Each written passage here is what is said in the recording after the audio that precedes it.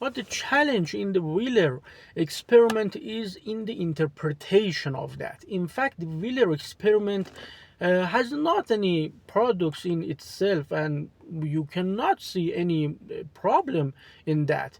If you see the configuration of the experiment with the force mirror or without that, as I said you in the previous part, you must say that if we consider, for example, the photon as the particle, it will pass one, for example, direction or also another direction, and randomly you will see that different detectors are showing, for example, that particle.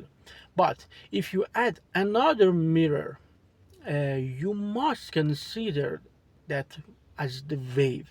And this is the paradox.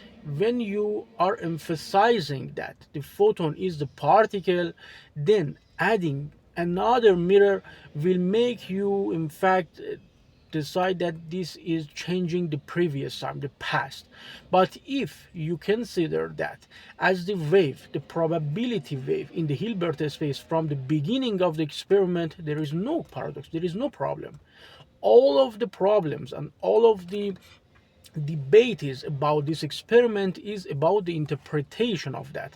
When you are emphasizing on the in fact the particle nature of that, for example, photon, for electron, or another thing that you are measuring that. But if you consider that as the probability wave in the Hilbert space that is collapsing randomly in one of the detectors, there is no problem, and adding the final mirror will not change anything, and all the time it is wave.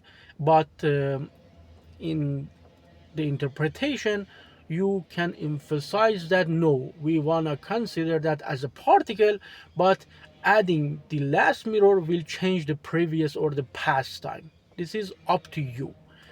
And thank you very much because of your support, as comment, like, subscribe. And as you know, the YouTube algorithm is in fact considering the videos with more likes and subscribes valuable.